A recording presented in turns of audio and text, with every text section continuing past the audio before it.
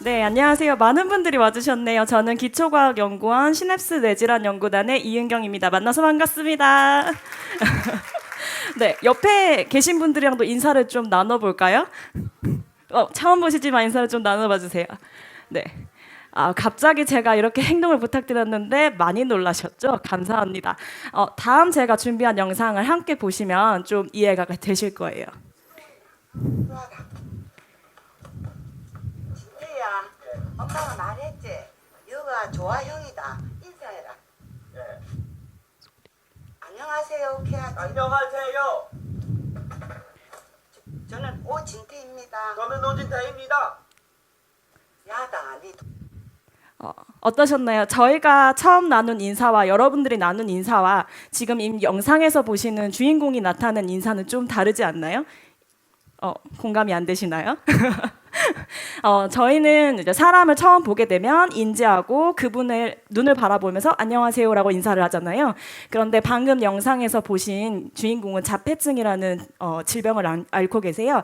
그래서 사람을 잘 인지하지도 못하고 수동적으로 인사를 하는데 인사를 할 때도 자기가 원래 하던 행동, 자기가 집중하던 핸드폰을 바라보면서 인사를 하게 되죠.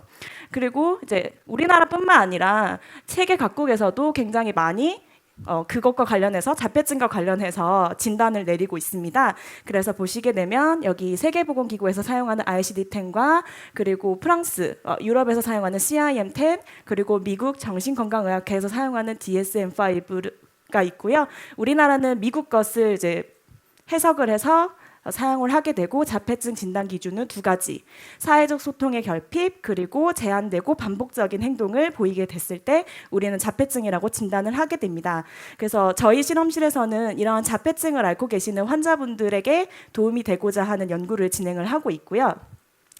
환자분들을 대상으로 연구를 하면 참 좋은데 몇 가지 제한점이 있어요. 그러다 보니까 저희는 이제 반복적인 실험을 해야 되고 다수로부터 동일한 결과를 얻어야 되기 때문에 동물 모델인 쥐를 사용하게 되어서 쥐 같은 경우에는 뇌의 각 영역의 구조와 기능이 사람과 유사하고 그리고 뇌 조직이 작아요. 굉장히 엄지손톱만한데 작아서 저희가 쉽게 그리고 빠르게 효율적으로 연구를 할 수 있어요. 그리고 이제 저희 실험실 말고 다른 실험실에서는 중대동물인 사람과 가장 가까운 원숭이를 사용하기도 하는데요. 그 원숭이 같은 경우에는 비용이 비싸고 윤리적인 규정도 아무래도 좀 높아요. 근데 이제 쥐하고 사람을 완벽하게 동일시는 할 수 없다라는 의견들이 되게 많은데 그럼에도 불구하고 저희는 근본적으로 행동학적으로 신경학적으로 연구를 통해서 그 가장 끝에는 기초적인 이제 연구를 통해서 새로운 임상 치료가 될 수 있도록 초석을 다지는 역할을 하게 됩니다. 그래서 저희가 어떻게 연구를 하는지 차근차근 설명을 해드리면 먼저 자폐증 진단 기준이 두 가지 아까 말씀드렸던 거 사회적 소통의 결핍과 제한되고 반복적인 행동 두 가지가 있어요. 그래서 쥐가 친구 쥐한테 먼저 더 많이 가는지 아니면 물체를 좋아하는지 확인을 하기도 하고요. 쥐는 초음파로 친구와 대화를 나누거든요. 그래서 친구와 같은 공간에 있을 때 초음파를 얼마나 내는지 안 내는지를 확인하게 됩니다. 아이고. 그리고 밑에 보시면 제한적이고 반복적인 행동인데요. 아마 애완동물을 키워보신 분들, 이제 강아지나 고양이, 가장 가깝게는 햄스터를 키워보신 분들은 아시겠지만 조금 독특한 행동이라는 거를 이해하시기 쉬우실 거예요. 그러신가요? 좀 공감이 가시나요? 네. 그래서 아까처럼 뛰거나 얼굴을 부빈거나 하는 제한적인 행동을 보일 때 우리는 이 쥐가 아무래도 자폐증 환자한테 보이는 사회적 소통의 결핍과 제한되고 반복적인 행동이 보인다고 확인을 할 수가 있습니다. 아이고. 네, 그리고 나서 본격적으로 뇌 투어를 하게 되는데요. 여기는 조금 더 기술적인 부분들이 좀 필요해요. 그래서 먼저 뇌를 이루고 있는 신경세포의 모양을 관찰하기도 하고 뇌를 잘라서 그 단면을 여러 가지 현미경을 통해서 확인을 하게 됩니다. 그리고 반짝이는 단백질이 발현이 되게 하기도 하고요. 그리고 이 밑에 보시면 이렇게 삐죽삐죽 튀어나온 게 뇌세포가 어떻게 활성화되는지를 레코딩, 그러니까 녹화를 한 거거든요. 그런 식으로 녹화를 해서 기록을 하기도 하고 그리고 요거 같은 경우에는 들리시나요? 빗소리 같은 거? 네. 조금. 네. 감사합니다. 네, 이런 식으로 쥐가 특정 위치에 갔을 때 뇌세포가 활성화되는 것을 들리시죠?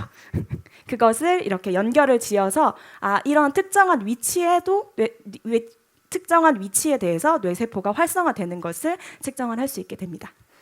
그리고 끝으로는 이제 뇌를 이루고 있는 단백질들에 문제가 있는 것을 갈아서 확인을 하고 그것을 확인을 했을 때 특정 단백질이 문제가 있다. 그러면 그 단백질에 영향을 줄 수 있는 약물을 처리를 해서 약물이 원래 보였던 행동학적인 이상의 문제라든지 아니면은 이렇게 저기 오브젝트라고 된 게 물체거든요. 물체로만 갔던 쥐가 친구 쥐한테 가는지 안 가는지를 확인을 하게 됩니다. 이런 식으로 저희는 연구 개발을 하고 있고요. 그러면 여기까지 시냅스 뇌질환 연구단인데 뇌질환인 자폐증을 어떻게 연구하는지는 이제 이해할 것 같은데 그럼 시냅스는 뭐야? 라고 생각하시지 않나요? 그런 생각이 안 드셨나요? 드셨죠? 네, 시냅스는 여기 보시면 뇌를 이루고 있는 가장 작은 공간이고요. 뇌세포가 다른 뇌세포와 이제 소통하는 소통 창구라고 생각하시면 돼요. 그래서 그 소통 창구가 있는데 저기 보시면 동그라미에 시냅스라고 빨갛게 되어 있는 거 보이시죠? 그래서 이렇게 약간 접합되어 있는 부위인데 조금 더 과학적으로 가게 되면 저기 이 접합되어 있는 그러니까 가까운 소통 창구가 저렇게 조그마한 단백질들이 서로 다리로 연결을 해서 그 공간을 유지시키고 있어요. 그래서 그 공간이 넓어지기도 하고 작아지기도 해서 시냅스가 커지기도 하고 작아지기도 합니다. 네, 그래서 저희는 저기 보이는 여러 가지 단백질들을 연구를 많이 하고 있고요. 저러한 단백질들 중에서 이제 자폐증 환자분들이 저러한 단백질에 문제가 있는 경우가 좀 많아요. 그러면 특정 단백질 하나를 없애는 거예요. 눈치가 빠르신 분들은 이해하셨겠지만 앞에 쥐가 이상한데 왜 이상한지가 모르시잖아요. 바로 저 시냅스에 있는 단백질 중에 하나를 없앤 쥐가 그런 자폐증과 관련된 행동을 보이게 됐을 경우에 저희가 3분 남았습니다. 연구를 통해서 보게 되는 거죠. 이해가 좀 잘 되셨나요? 감사합니다. 네, 저는 발표가 여기까지 준비를 했고요. 좀 이해가 쉬우셨는지 잘 모르겠어요. 저는 이제 대중분들이 어떻게 이해하셨는지 잘 모르겠지만 네, 아까 인사도 하셨지만 오늘 김두철 원장님께서 와 계신데 저희는 기초과학연구원의 전폭적인 지원을 받아서 연구를 진행 중이고요. 저기 보이시는 아주 자애로우신 저희 김은준 단장님의 지도 아래 연구를 진행하고 있고요.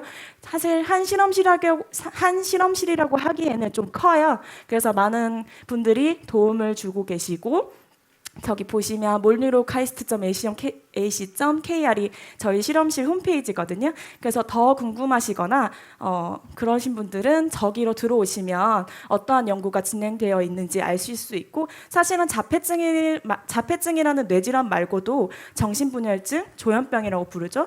그런 거라든지 이제 강박증 그리고 불안장애, 외상후 스트레스 장애 최근에 외상후 스트레스 장애에 대한 중요성이 많이 높아지고 있죠. 그런 것들을 연구를 하고 있어요. 그래서 저는 외상후 스트레스 장애, 공포기억과 관련된 감각에 대해서 연구를 진행 중이거든요. 그래서 앞으로도 더 많은 관심을 보여주셨으면 감사하겠습니다. 네.